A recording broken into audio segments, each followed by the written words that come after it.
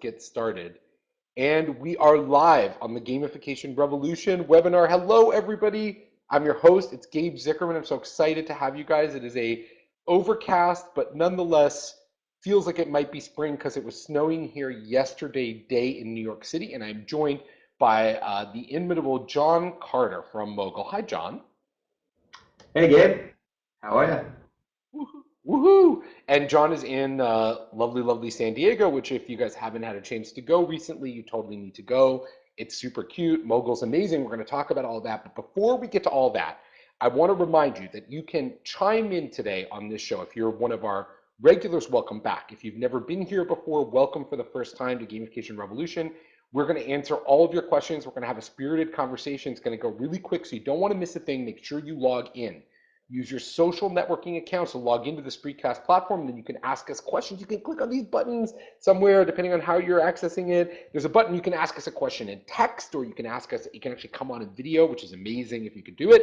And you get all of your gamification questions and engagement questions answered. What could be more fun than that? If you're a regular, you guys, welcome back. So good to have you back on the show. And as most of you, of course, know, Jon, me, a bunch of other people will be at G Summit June 10th through the 13th in San Francisco. It is the gamification event of the year. It's the Big Daddy. It's been going on for 4 or 5 years. It's been absolutely amazing, and this year is no exception. We've got astonishing speakers. Jon, of course, one of them. You're going to find out more about what he does in a minute. But also, there's 55 other speakers coming confirmed at the conference, including some people that you know, Professor B.J. Fogg from Stanford, the expert in behavioral science, Neil deGrasse Tyson, the host of Cosmos, myself, and I have to tell you, it's taking every ounce of my energy not to tell you that we have yet another blockbuster keynote that you don't even know about yet. You don't even know yet who this person is, but you are just going to die. Not literally die, but die in the way that, you know, with this accent, you're going to plutz, you're going to die when you hear who the person is, and you're going to find out who that is next week. So excited to have you. Do not forget to register. It's gsummit.com. Use the code GAMREV. Seats are filling up in all the workshops. You want to get certified, so make sure you do that. Do not delay. This will change your life. Okay, so Jon, tell Yes. us about MOGL. Tell us about MOGL. What is MOGL? Sure. So MOGL is a restaurant rewards app, and it's basically allows you to earn cash back at restaurants. It's sort of the easy way to say it. But what makes it really special is we've layered in gamification, ease of use, and also a social component. So the way that it works is it's all linked on your credit or debit card. So you just sign up, you link up any debit or credit cards onto your wallet. When you use it at participating restaurants, we've got about 1,500 in California, you earn cash back. And then the cash back is ranked by restaurants. So some restaurants offer a lot of cash back, some offer little, and they're sort of they're almost like gamified because they're competing against each other. So when you pull up the app, you'll see 25%, 20, 19, 18, 17, and you can pick which one you want to benefit from. And then you just walk into the restaurant, pay your bill like you normally do with one of the linked cards, and by the time the waitress walks back, swipes it, and walks back to the table, you'll have earned some cash back. And that's when the gamification kicks in, because as soon as you earn the cash back, we tell you what place you're in for that restaurant, and you can compete for first, second, or third place. And then you can also donate any of that cash back to a local food bank as well. And we sort of rank you against your friends as well as others in your city on how many meals you've donated. Awesome. And I really want to get into that a little bit with you, Jon. I know that we're having, I guess some of that echo is actually kind of coming through to the show right now. So one suggestion I have for you before we get to the next question, maybe turn your audio down a little bit on your Yeah, let side, me turn try the that. volume down, and we'll see I'm if we actually can adjust hearing it over here. 3 echoes, which is incredibly difficult to actually That's think. crazy. Let me Yeah, see that's here. crazy. Now, one thing that many of you may not know, but I'll relate this story to you. Jon was one of the very first people to contact me after the publication of my first book, which was called Game-Based Marketing. This was a long, long time ago. The book came out in 2010. And Jon, I don't know if you remember that, but it was a long time I ago. do. And I get this email from this guy, and he says, listen, I read your book. This idea of gamification really interesting to me. We're working on this idea of, connecting the dots on, on creating a loyalty program, rewards program for restaurants that we want to transform. And we think that something that goes beyond, right, just giving people sort of the standard kind of 1 point for every dollar spent kind of model is necessary in order to make that really super compelling. And we met up. This was a really, feels like forever ago, and so much has happened in MOGL since then, right? I Yep. hope we still have. Did we fix Yeah. the echo? Well, let's try it. Let's see how we're doing. So Nice. in between then and now, I know that one of the things that wasn't in the original design but is part of it now is about the charity element of it, right? Getting people meals as part of the where you're dining at restaurants buys people a meal. Can you talk a little bit about the genesis of that and also what you think the effect of that is on people's behavior? Sure. And how are we sounding on echo? Better? Yeah, let's give it a shot. Let's do it. Okay. So actually hit me one more time because I was messing with the sound and I didn't quite catch that last question. Yeah, no problem. So basically you added this element. So from the first thing, which was like a loyalty rewards program for restaurants, and we're going to talk more about the mechanics of that till now, one of the big changes in MOGL has been the addition of this kind of a charity element, right? Where people, as they are eating at restaurants, they're also buying meals for people that are less fortunate. So can you talk about why you thought that was important, and also what effect that's had on the behavior of people who use MOGL? Sure. So first off, it's just great to be able to work on something that not only makes profits, but also has a purpose. I think Richard Branson was one that originally coined the phrase profits and purpose. It's very inspirational to me, and I wanted to make sure that we could do something that did both profits and purpose. I took also some inspiration from Tom Shoes. We're sort of like Tom Shoes for food. And Warby Parker's doing it. I just saw a lot of great companies that were doing both profits and purpose. So we wanted to do it just to sort of, for me personally as a visionary, as an entrepreneur, but also for our employees, for our investors, for our partners. I think everybody sort of loves making a positive difference. And then when we saw that it actually positively influenced our user base, so now, like if you look at the cause, we're donating meals to a local food bank. Some people don't care, right? Maybe 60, 70% of our users are like, whatever, I just want cash. Give me cash back. But some of our users really love the Meal for Meal program. In fact, some of our power users say it's the #1 reason that they use MOGL. They basically are able to go out to bars and restaurants, drink, get wasted, have a great time, and then help their local community with donating some meals. So it's like they get to have their cake and eat it too, and they love it. So it's definitely benefited some of our user base, not all of our user base. So do you feel like so this is a question for you though in that case because I think we're seeing more and more of this kind of connect social good with financial good ideas, and a lot of that is attributed to kind of millennial habits.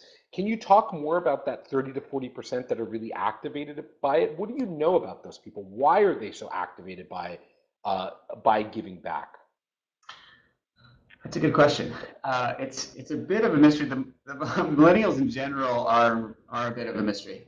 There's this interesting sort of society they've grown up in. They've all heard Steve Jobs say, "Follow your passion, do something you're passionate about."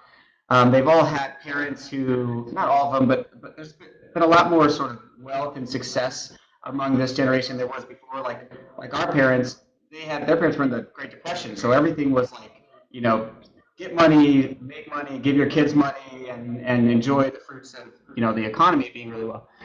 These millennials are kind of the opposite. I have a lot of friends that are in that age group, and they're like, "Oh, I'm so disgusted by my dad's big mansion and the fact that he works so hard for money," and they just don't seem to care as much about those kind of things. What they love to see is making a difference. If they can impact the world in a positive way, if they can follow their passion, that's what they're driven by. And they really want that purpose. If they don't have the purpose at a job, they are not engaged. So can you talk a little bit about the thing of actually closing that loop in a more tangible way? So one of the ways that many companies give back is, you could Mogul could just donate some amount of money every month or every year to local food banks, and that could be part of your kind of corporate responsibility program. But instead, you're actually kind of connecting the dots more directly so people understand the relationship between their behavior and the giving back behavior. Can you talk a little bit about that formula and why, if you think it's important to do it that way instead of doing it the more kind of abstract way, why is that important? So I think it's very important. In fact, I think it's critical. If you're just going to say we're going to give, 10% of our profits to charity, something like that, it's not tangible.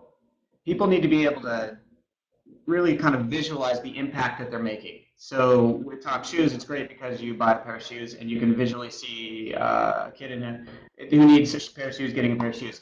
It's the same thing with MOGL. When you eat out and you enjoy this lovely meal and some drinks, you can actually sort of visualize a meal going to somebody in need right in your community. I think you've got to make the social good piece tangible, and if you don't, it's there. It's not like a bad thing, but it doesn't actually engage people. It doesn't motivate them. It doesn't change behavior. But if they actually know and can feel and touch almost the impact they're making, that's where you'll actually change behavior. People will buy more from you or do more what you want them to do. So I know that you're very activated by this personally from having known you. This is something that's very important to you. You're very passionate about. I see a lot of companies want to do this kind of the way that you do it. What advice would you give to people who are thinking about how to connect social good to engagement?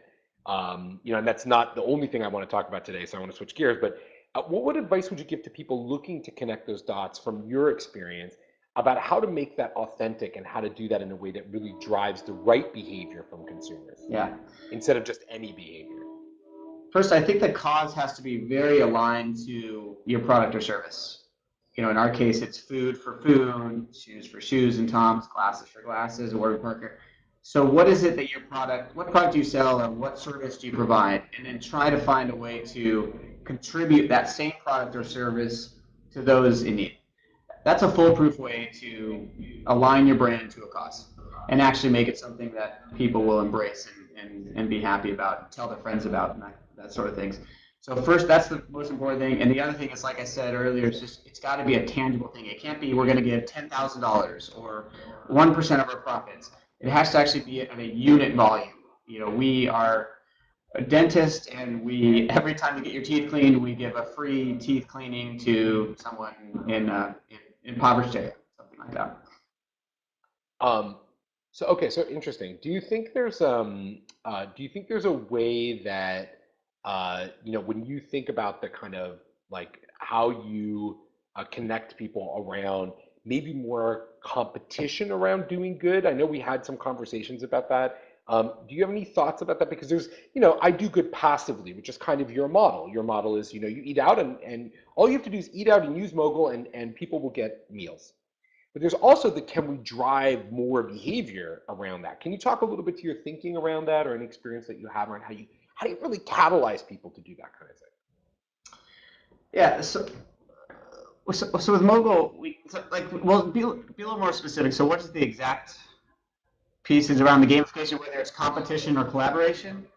Which one works better? Well, my thinking is, so right now the way that the basic way that the doing good is designed, similar to Tom's or Warby Parker, is passive, right? So you're doing the action you would have done anyway, right?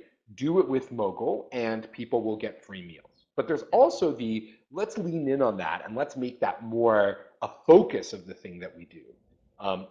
Maybe we run a challenge to see who can get the most free meals in a period of time. Have you done any of those things? Can you talk about your thinking or your experience with actually driving that kind of action through the MOGL platform or just how you're thinking about it? Yeah, absolutely. So with the Meal for Meal program, as you mentioned, there's the passive benefit of just doing what is selfish and good for you, which is eating and drinking at places you want to eat and drink at, and then automatically stuff is going out to somebody in need, food. That's great.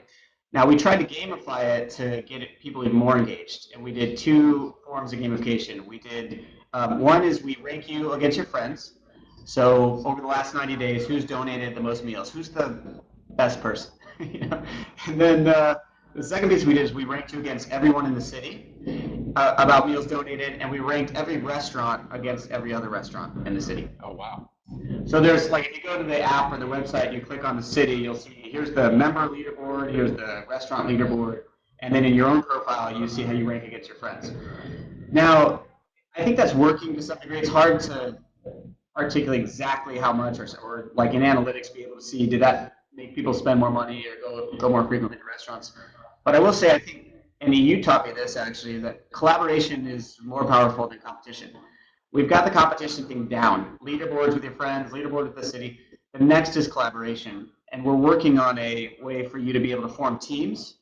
And what you could do is you could say, my team is called, Gorillas, and we're going to go to the sushi restaurant tonight. Anyone who joins my team, 100% of our cash back is going to donations. And then you have a thermometer, and you can track how much meals your team donated just by going out to eat at the sushi restaurant. So we're working on this collaborative features right now. Can you tell us anything about that competition to see who's the best person, um, element or question? How does that affect people's behavior? What's been your experience around that? Good, bad, and different? What do you know? I think it's pretty powerful for those who are heavily engaged. So our power users love it. So for instance, here in the office at MOGL, we have about 30 people that work here in San Diego, and we're all obviously on MOGL, and there's a ranking of all of us on who's donating the most meals. And it's been the sort of butt of a lot of jokes.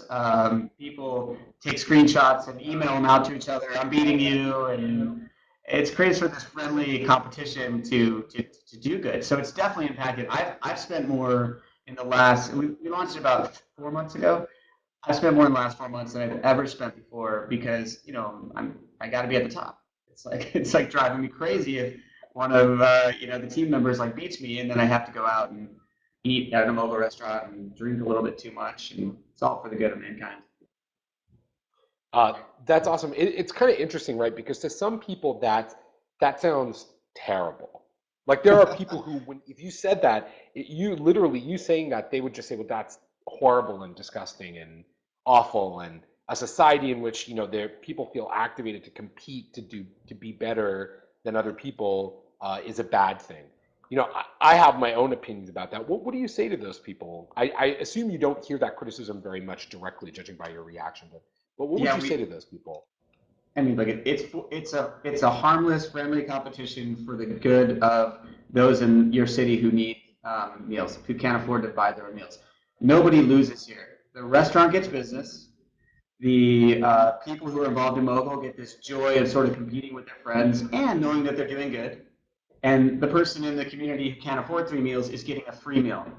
So what can possibly be bad about that? What we're using is psychology, gamification, game mechanics, to motivate people to do even more good than they would do without gamification. So a little friendly competition to see who's donating the most meals.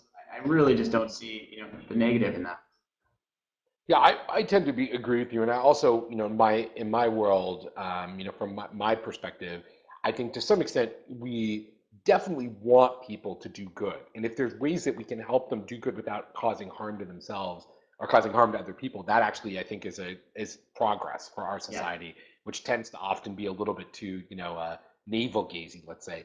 Now, one of the things that Dutch brought up in the chat, one of our regular viewers brought up that felt to him a little bit, as you were describing, a little bit like the people who just go to McDonald's to get the game pieces for Monopoly. So they get really activated by the act of playing the game, and they go buy a whole bunch of McDonald's food. Have you heard anything either anecdotally or seen anything where people are really trying to game your system in that way? Definitely. Well, the good news is we don't have McDonald's, so it's not that unhealthy. I approve. But we do have bars, so we may be causing people to drink too much, but I'm not sure. What we do see is the jackpot drives crazy behavior. So the jackpot is for first, second, and third place at the restaurant each month at the end of the month. And what we've seen is it's kind of fun, and I'm sure certain people will criticize this, but at bars, you'll go to the bar on the last day of the month, somebody will want to win the jackpot. So they'll buy, I've seen people buy drinks for the whole bar just to win the Oh, jackpot. wow. And these are, the type A baller types that, spending most of that restaurant regardless, and then they want to sort of win first place to sort of show everybody that they are absolutely the undisputed champion of the bar. I've heard people go into dinner, with their wife at the same restaurant 3 times in a row, and the wife's like, "What? When are we going to mix it up a little bit here?" And the guy's like, "We got to win this jackpot. It's worth, $150." So definitely does change behavior. Is it, are they eating too much or drinking too much?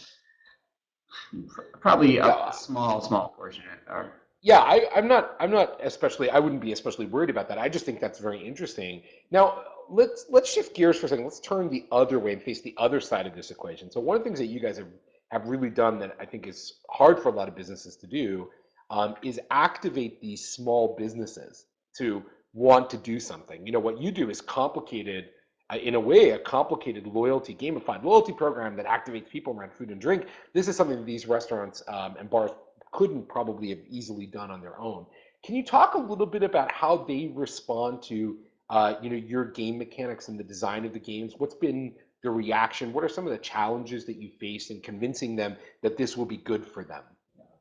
that's a good question because most restaurants just don't even know what gamification means. And like you mentioned, they don't have the resources to build a technology like we built with a mobile app and a website and the credit card tracking and all that stuff. So we really kind of enable them to join the gamification movement and be a part of it. And also have a social mission tied into that as well, which is great. So it takes a little bit of education. When we sell it, we actually do a educational sell.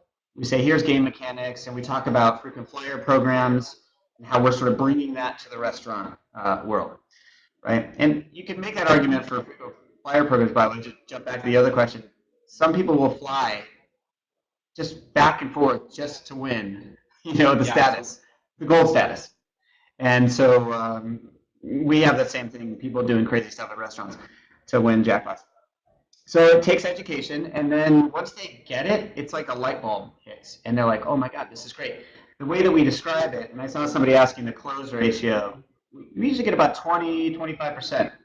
The restaurateurs we meet with will actually join, and sometimes right on the spot. Got So it. the way, yeah, and so the way that we phrase it to them is that you've been doing coupons and buy 10 get one frees forever, and you're tapping into a certain part of the brain with that, and you're going to motivate a certain audience. You're going to not everybody uses coupons, not everybody cares about discounts, but you'll motivate probably more than half the population. Now, when you layer on gamification, let's take the jackpot for example, you're going to appeal to a demographic that probably has a good amount of money, so it's not usually a coupon user. Is probably a type A competitive type. They want to win. They want their name in lights. That's why they are sort of in the position they're in life. They're very driven. And now you're giving them a game to play against each other to show off who's your best customer. You're going to tap into a different part of the brain, and you're going to motivate those people, which you could never do with coupons. And then the social piece is the same thing. You're going to hit a totally different part of the. There's some overlap between all of them, but you're going to hit a different demographic. Loves to make a difference. Wants to eat at your restaurants because they know that every time they do, they're helping those in need. So now you're hitting three parts of the brain instead of just one, and so you're hitting a much broader audience. Well, one of the things that I think about, John, and I remember this as part of our conversation. I hear you talk about all these awesome things that you've done with MOGL, and your success has been really amazing. It's not that simple, though, right? One of the things that you've actively chosen to do is you actively chose to do something that was a little bit more complicated, I guess, in the pursuit of the behaviors that you're really looking for, the behaviors that you think are important, and the activation, the social and emotional activation that you're looking for. And dare I say it, making the experience a little bit more fun. So many of your competitors, like the Bellies or the Level Ups of the world, right, have what are really very, very simplified, maybe almost kind of banal loyalty programs in a way. Can you talk to this trade-off? How, when you think about the greater complexity, what are some of the trade-offs of bringing in all these extra features and all these extra capabilities against, just because you could have just done a get one Punch point for card. every dollar and we'll, yeah, yeah. What are the trade-offs? I think you nailed it when you said fun. For me, the punch card, which is what Belly and a lot of these guys do, is buy 10, get one free type of thing. That's just not that fun. It's that grind game mechanic. I got to do the same thing over and over and over and over again. I finally get an award, then I finally get an award. With MOGL, you get this instant gratification, and there's this social ranking with the friends and the jackpots. All these things we just built because we thought they'd be really cool and fun. Like I would like to donate a meal when I eat out, and I would like to compete at my favorite restaurants to win cash prizes, and I would like instantly to earn cash back instead of having to wait 10 times to get a free coffee. So we just really built it to have a lot of fun ourselves, and we happen to be sort of the Mogul team is like 25 to 45. We love to eat out. We love to drink with friends, and so we just built an app that we would all love, and luckily a lot of other people really love it too. So that's a very, I mean, that's a very interesting observation as well, right? Which is the core of the activity that you're layering this onto is actually just intrinsically fun. Going out to eat is fun. I mean, unless you're eating like terrible things, is generally a fun experience and it's generally a social experience, right? Bars usually, unless you're in a terrible headspace, usually are fun because you're taking people out or you're dating or you're hanging out with your friends and stuff. So you kind of up your game, right? A sort of boring thing layered on top of this fun thing might not actually get people's attention or get their get their pulse racing. Can you talk a little bit though about the fun of winning that jackpot in particular? So this jackpot mechanic that you've described, uh, exactly kind of what is that that's a reward for being the top spender in a particular place. Can you talk a little bit about why you think that is a good idea, why that design is particularly engaging? So I think we all know about mayorships with Foursquare, and those have been fairly successful. For me, again, we launched it just to have fun, but the story I'll tell you that really sort of synced it to like this thing's actually working. So I got my lawyer to sign up for Mogul. He has a BlackBerry, so no apps, doesn't do coupons, very well off, partner at Wilson Sonsini. The guy just doesn't participate in these kind of things. So I made him sign up. He added his credit cards, and then he forgot about Mogul. He went to a restaurant, paid his bill. All of a sudden, he got an email. It said, "Hey, Marty, you've just won $10 in cash back, and you're in first place to win the jackpot this month." So the month goes on. He's like, "Wow, that was really easy. This is great." And at the end of the month, we sent him another automated email. It said, "Hey, Marty, sorry to be the bearer of bad news. You got bumped. You are now in third place, and you're going to win a $6 jackpot instead of a $30 first place jackpot." Well, Marty didn't care about this $30 versus $6. He wanted to be on top. He's very successful because he's driven and hardworking and loves the competition. So he couldn't spend enough money on his own. He had to invite his friends or coworkers or somebody to lunch. So he went around his office and invited everyone in his office to go out to lunch, and he was buying.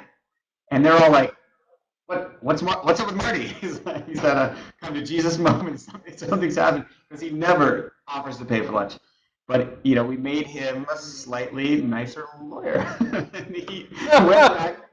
He took By the his way, coworkers out to work to lunch, and he won the jackpot. And he sent me a I text think afterwards, exclamation points, smiley faces. Usually they come with disclaimers. He was fired up, and he's won like 25 I, jackpots since. He's hooked. I think if you can make a lawyer happy, you can make a lawyer be nice to people, you should just drop the mic and be done with that, John. I'm done. Your life's goal. Yeah, your life's goal is achieved just now. Um, one of the conversations that's happening here in the chat alongside this is a real kind of maybe a more philosophical question for you. I'm curious to know your thoughts about this. So, do you feel like what would you say to people who ask whether or not any of this stuff is really necessary? Like, do we really need any of this stuff? And certainly, obviously, I'm sure you've got the business case from the business owner standpoint, what they get out of Mogul, how Mogul drives more business for them, and that is interesting for you to connect the dots. But also from the consumer standpoint, what's the necessity of this? Is Mogul something that we need? What does it do? I think this sort of like asking, is fun necessary? Well, no, we could just be serious and not play any games ever. But games bring us joy, and hopefully Mogul has brought people like Marty joy when he won that jackpot. So it's not necessarily a requirement for living, but I think to live a happy life, absolutely. The more fun, the better. In fact, our motto here is we make the world's activities more fun. And that's what we're going to continue to try to do, first in restaurants and eventually, in a lot of different areas. Just bringing fun I think it's great. It's like a vitamin for the soul. Awesome. I love that. And you know what? It's an awesome thing that you're doing. And if folks want to find out more, what would you like the folks watching to do? What should they do? So download the Mogul app, MOGL. We've got iPhone, we've got Android. We've also got a website you can use, mogul.com.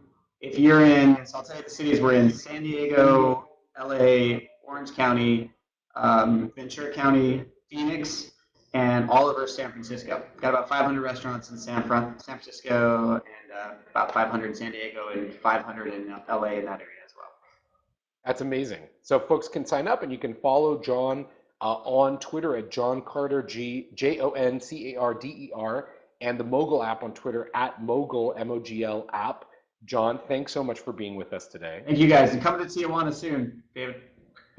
Oh yeah, you know what? Let's plan a gamification outing to TJ someday soon. I'm sure that it'll end well. Yeah. In the meantime, I also want all of you to remember that you can join Jon and me, 50 other amazing speakers at G Summit June 10th through the 13th. It's gsummit.com. Be sure to register at GamRef, sign up for your workshops before they sell out and they close. And also, if you want to get on the bus for this Tijuana visit that we're going to pay to David at some point, you got to sign up to play. Thanks very much, Jon Carder from MOGL, for joining us, and thanks all of you for being here. We'll see you next week on another episode of the Gamification Revolution. In the meantime, everyone, keep having fun. Take care. Thanks, everybody.